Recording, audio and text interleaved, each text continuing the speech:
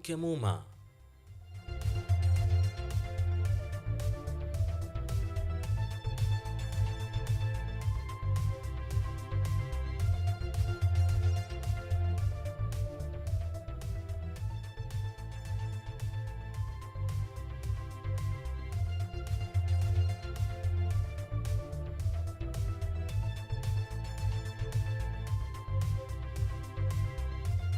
On the sign language interpretation is Yvonne Odhiambo. Engage with us on X at KUTV_Kenya at Kemuma_Monari. We will begin. Now, the Law Society of Kenya has condemned the police for violating the security protocol of the Chief Justice Martha Koome. The president of the society, Faith Odhiambo, has stated that it is an offense for the government to interfere with the independence of the Chief Justice Martha Koome, adding that it undermines the judiciary. Odhiambo further called on the judges of the Supreme Court to consider the implications of such decisions. On the other hand, Wiper Party leader Kalonzo Musyoka has strongly condemned the action, claiming that the act shall be opposed and resisted by all law-abiding and spirited Kenyans. Moreover, following Koome's complaints to the concerned authorities, Koome's security details were restored.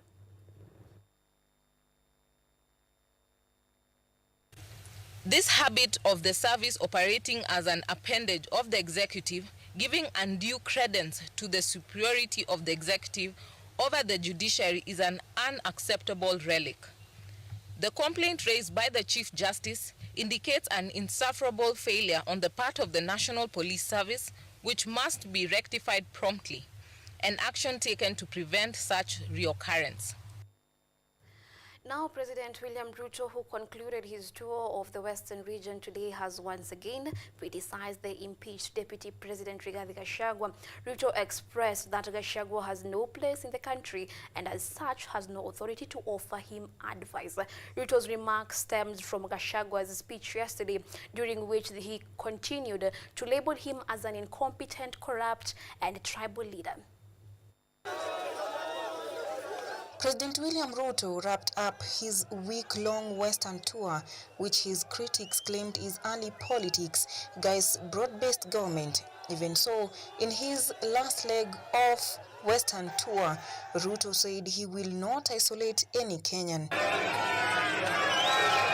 Aiming at Gachagua, Ruto stated that he holds no place in his government, further stating that Gachagua brought to himself what begot him. Furthermore, Ruto claimed that he chose to be tribal, corrupt and incompetent, why their political marriage could not work out. Kuna watu matapeli ambao walikuwa na kazi kubwa kubwa wakashindwa because of incompetence, kwa sababu ya ukabila, kwa sababu ya ufisadi, kwa sababu ya chuki, kwa sababu ya kukosa mwelekeo.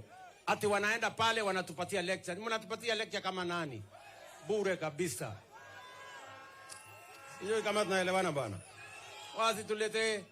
Ruto also sustained an onslaught to Gachagua, telling him off on trying to advise him on how to rule the country. Wale viongozi wa ubinafsi, wanaoendeshwa na ufisadi, wale wa ukabila, wale ambao wako na chuki, wale wa migawanyiko, hawatapata nafasi katika Kenya hii, na hatutawaruhusu wagawanye Kenya kwa misingi ya kikabila, because they have nothing to offer except for their selfish and mambo yao ambayo haiendi mahali popote. Although Ruto insisted that his tour in Western Kenya was about development, Paul Otuoma, Governor Busia County, touched on the 2027 politics, calling on the Luhya community to vote for Ruto in the coming elections. Mheshimiwa Rais, ukiangalia hii raia mtu asikushitue.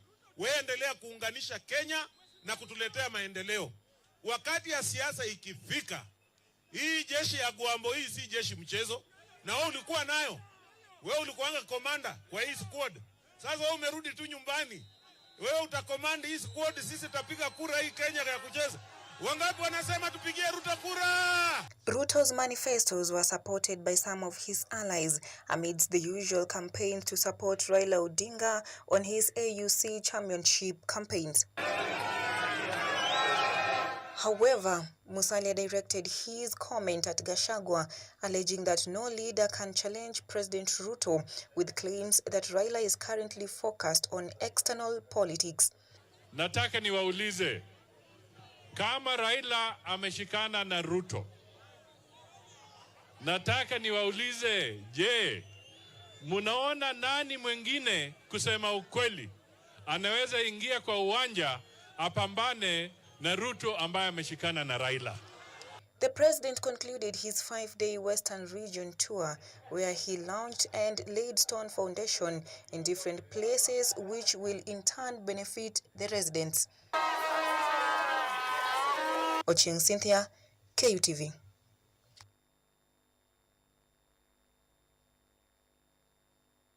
Now, Grace Njoki-Mulei, who was released today from police custody on a 10,000 shillings cash bail after her arrest on Thursday night this week at Ladnan Hospital in Nairobi. Grace, who stormed Health Cabinet Secretary Deborah Baraza's press briefing at Afya House last week, spent a night in police custody at Capitol Hill Police Station for causing a disturbance at the Ministry of Health boardroom. Njoki was among the patients who stormed the Ministry of Health offices on January 15, 2025, to protest the Social Health Authority's inefficiencies. They told me they wanted to take me somewhere. I asked them why they were, what I had done or where they were taking me. They refused to tell me. I asked them why are they arresting me. They refused to tell them. They told me I was not being arrested. So I felt threatened. And I asked the lady, where are you taking me? Why are you coming for me? This behavior of officers going before the office of the DPP, acting without the authority of the office of the DPP, and then later coming to tell us, oh, just because we've made noise, they will now release her. The intention had always been, capture them on Thursday in the evening, keep them for 24 hours. It has failed Kenyans. It is a failure, and we should not use a law which is passed through Parliament by force. We should use a law where all Kenyans agree. Now, property worth millions has been reportedly destroyed following a tragic fire that broke out in the central business district of Thika Town on Thursday evening. And as our reporter James Baraka reports, the fire, which was reported to have started just a few minutes before 5 p.m, was eventually extinguished after 3 hours of efforts by firefighters from Thika and Ruiru. For at least 3 hours of Thursday's evening, business activities in Thika Town suddenly came to a standstill as hundreds of residents gathered in Thika Town Central Business District following a tragic fire incident that is said to have destroyed property worth millions. Nilikuwa kwa hoteli kula, nikasikia gari ya moto zikilia na nikatoka nje. Kutoka nje nikaona gari za moto zikitembea. Kutoka nje nikaona gari zinaelekea upande wa casket. Nikakimbia nikafika hapo. Nikaona kuna moto mwingi sana, moto umewaka sana.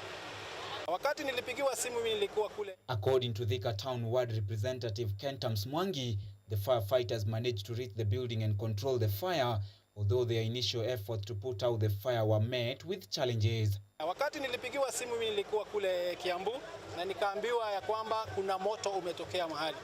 Kwa hivyo mimi nilipiga simu kule kwa fire na gari ya kwanza haikumaliza dakika 4 ilikuwa imefika. Lakini ukiangalia pale kwa lile gorofa kuna ile stima iko hapo, ile high voltage.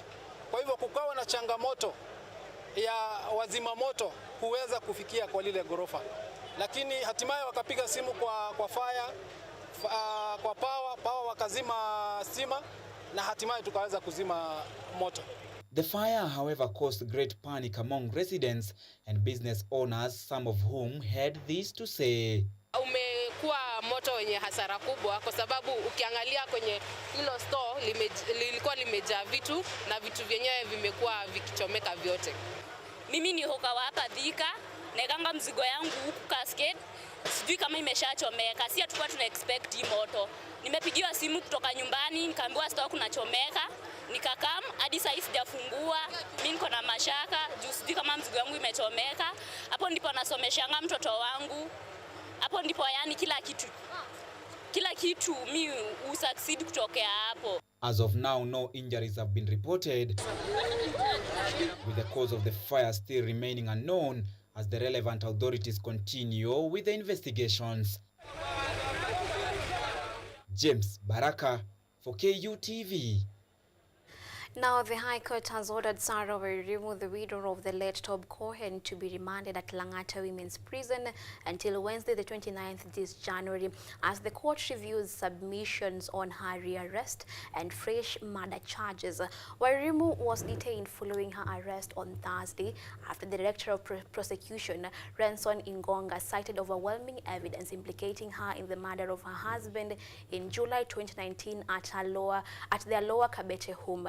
High Court Judge Diana Kavenza stated that the extensive arguments from both the prosecution and defense required thorough consideration. She also postponed her ruling on whether Wairimu should undergo a mental assessment, a request made by the DPP through lawyer Vincent Monda.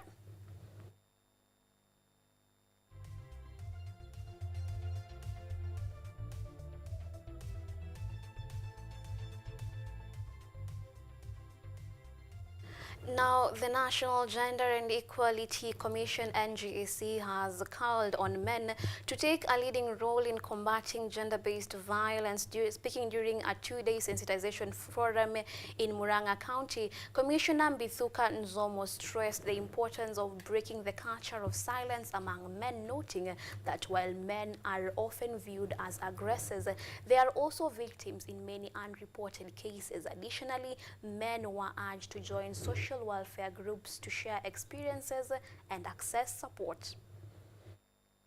But one of the other interesting things that has come out is what the feeling of men is.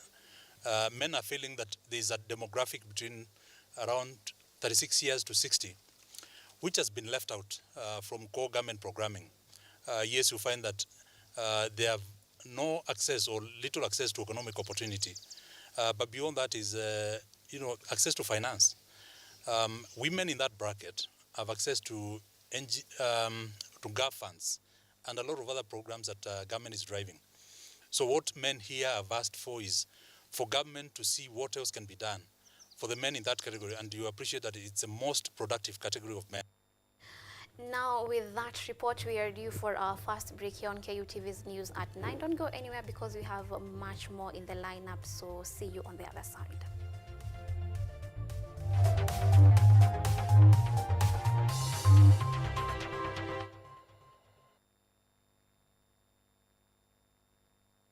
Starting Saturday, 25th January of 2025, the ever-entertaining, educative and energizing high school fair will be taking place at KU Graduation Square. The event will start from 9 a.m. and will be live on KUTV Kenya. The event will be open to all high school students free of charge. Join us and learn more on the academic programs and interact with the different faculties. Public lectures on topical issues will also be taking place throughout the week, with corporate exhibitions taking center stage as well. The official opening ceremony will take place on the 28th of January 2025 at the KU Graduation Square. This year's theme is dubbed Future Outlook: Careers for Sustainable Development in the Digital Age and Green Economy. Be part of us as we mark the 2025 KU Career Week Fair.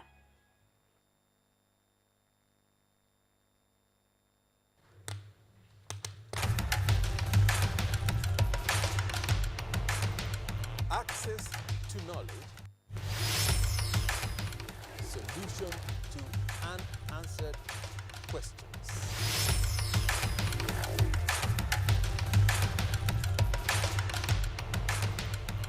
Guidelines to pursuing your rights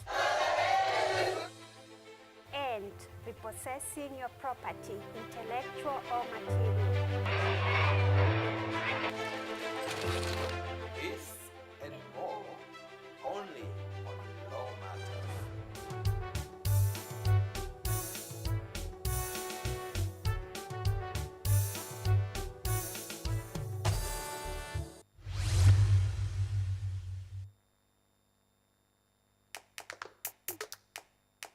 Baada ya kutafuta kazi, tunaweza kuanzisha miradi yetu ambayo ingetusaidia kubadilisha maisha ya wazazi wetu. Kwa vijana wenzangu, wengi hawana kazi, lakini ikiwa sisi wenyewe tutajiamini, tunaweza kujiajiri wenyewe. Afrika kwa kweli tuna mahitaji ambayo ukiyasuluhisha unaweza kuathiri watu kwenye bara hili. Bila woga,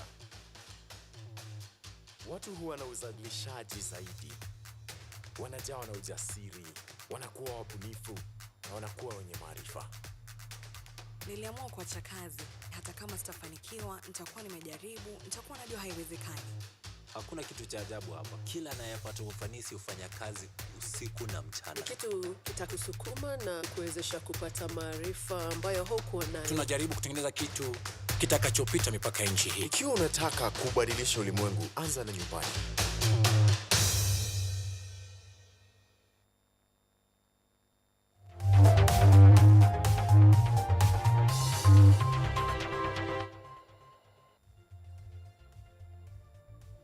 You are watching KUTV Primetime News with Yvonne Kemuma. Welcome back. Continue engaging with us on KUTV_Kenya, that is on X, and at Kemuma_Munari. On the sign language interpretation is Evans Odhiambo. Authorities in Ethiopia said they are evacuating residents in the Rift Valley in the country's central region ahead of dangerous seismic activities from volcanic eruptions and earthquake. Here is that story courtesy of VOA. The Ethiopian Disaster Risk Management Commission reports the Afar and Oromia regions are near the epicenter of seismic activity. Ethiopia's government is monitoring the situation closely with seismologist experts. Cynthia Ebinger is professor of geophysics at Tulane University and has spent the past 35 years working in different parts of the East African Rift Valley. In an interview with VOA's Yehias Wuhib, she says there are concerns about the integrity of the dams in Ethiopia as they are near active fault lines. In general, those dams are maybe not filled as high as they originally were planned as information became more available. And I know in the past that there have been some problems building dams in the Rift. There was a failed dam on the Kesem when there was an underground reservoir that was captured and caused failure of a dam before it was completed. So evacuating people from the downstream areas from the dams is a very important measure, because the shaking of these earthen dams can lead to cracks and may potentially a failure that could cause big harm. Ebinger says along with local experts and European scientist evaluations, the U.S. Geological Survey is assisting the Early Warning Observatory in Addis Ababa. There's a network of seismometers in the country that telemeters information to the observatory. They provide near real-time information on the locations of those earthquakes. They look for patterns in the earthquakes. There are differences in the kinds of shaking that happen that help us understand, oh, is it magma, or is there molten rock involved, or is it just a rock, an earthquake, a typical earthquake? Ebinger says as experts evaluate the volcanic and seismic activity, the remote areas of these earthly disturbances highlights the need for more instrumentation. One of the concerns, the biggest concerns at the observatory, is that they don't have enough instruments in the area to precisely determine the depth. And depth becomes important if hot material's rising upward. We want to track it over time. And without more instruments in this very active area, they can only do a kind of imprecise job. Ebinger says without more evaluation instruments, it can be like surgeons trying to operate with mittens on their hands. Philip Alexio, VOA News. After over 2 years of political paralysis, the people in Lebanon are pinning their hopes on their President Joseph Aoun, a former army commander who promises an end to instability. Many also have high hopes for the return to power of U.S. President Donald Trump, whose influence helped bring about a ceasefire with Israel that ushered in a long-absence stability. Jacob Russell reports from Beirut. The selection of General Joseph Aoun in Lebanon brings to an end more than 2 years without a president. Hezbollah and its allies were widely viewed as the main obstacle to filling the position, blocking any candidate that would not follow their agenda. It's a fact that the election of Joseph Aoun is the direct result of the defeat of Hezbollah. Aoun is perceived in Lebanon as an honest figure in a notoriously corrupt landscape.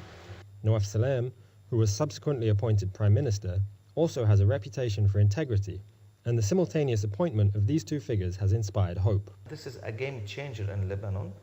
For the first time, we have opportunity, we have a chance to dream that we can move forward to a better country. Despite the optimism, analysts warn that there are many hurdles and uncertainties in the path of the new executive. The composition of the upcoming cabinet will be key. It will tell us to what extent the new duo at the head of the executive branch will have latitude to impose new policies, and to what extent the traditional forces that are still strong in parliament will be influential or not. Added to the domestic uncertainties is the new American administration and its strong influence in the region. Hezbollah is weakened after its 14-month war with Israel that ended with a November truce influenced by incoming US President Donald Trump, who Biden administration officials at the time said was being apprised of ceasefire discussions. Trump's promises to end conflicts around the world is cause for hope for some, who also see Israel's future involvement in Lebanon depending largely on how Trump manages his support for Israel. We still don't know to what extent Trump's full support to Israel will translate into full leeway to Netanyahu into Lebanon. While navigating international dynamics, Lebanon's new leaders must also take advantage of Hezbollah's weakened position following the war, without sidelining their base, the Lebanese Shia community. This dynamic is very delicate in Lebanon, and it should be managed. And I think the president and the prime minister, they can do it, and Hezbollah should accept what was unacceptable and unimaginable 3 months or 4 months ago. As negotiations to form the cabinet take place, nobody in Lebanon is under any illusion that the next steps will be easy. But for the first time in years, there is some reason to hope that things will get better. Jacob Russell, VOA News, Beirut. Now, on that end, we wrap it up with the international news, but after this break, we'll be back with the sports news, so see you then.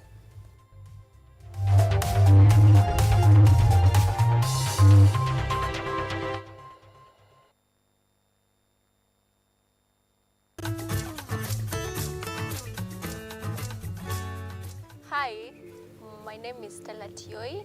Jina langu naitwa Okemwa Mokwa James. This is Mandela Gaya. Ugonjwa ulipokuja ulichukua siku 3 ukaniweka in coma. 20 wamezikwa, 2 ndio wako hai. I don't even know how it feels to see. I feel like I cannot express myself well the way somebody who can walk can actually express themselves. Ilichukua muda mwingi mrefu tena mpana ili kuikubali kwamba mimi siwezi tembea tena. I've come to actually accept myself. Ukijaribu kumsimamisha mtu umwambie tafadhali nionyeshe njia, they find it quite strange talking to you. You should just make schools integrated, inclusive setups, by providing the right facilities.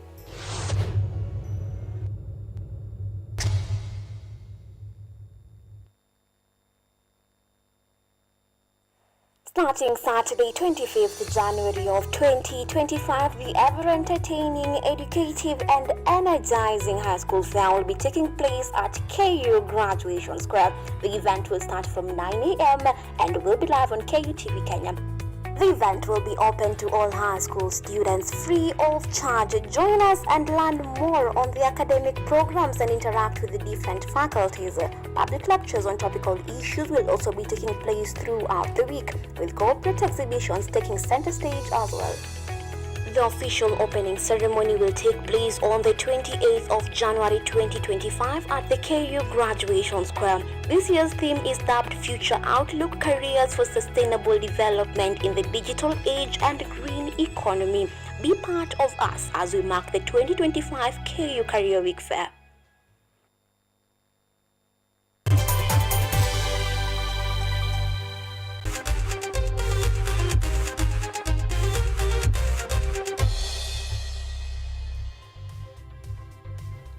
Now, the National Rugby Sevens men's team Shujaa fell 21-14 to Fiji at Perth Sevens on Friday morning in Australia.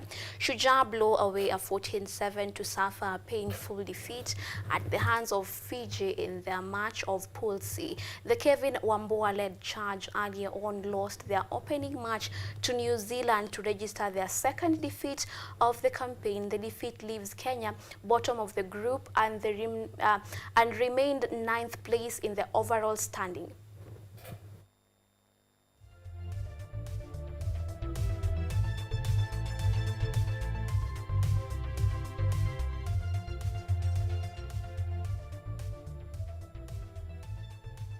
The finals of the Football Kenya Federation Youth League 2024 is scheduled to take place this weekend across different counties. The highly anticipated event aims to elevate youth sports to new heights, serving as a premier platform for identifying and showcasing emerging talents across the country. This year, the competition, which had attracted 786 teams from 6 counties that include Turkana, Kakamega, Kisumu, Nakuru, Mombasa, and Nairobi, has expanded to include under 17 category for both boys and girls.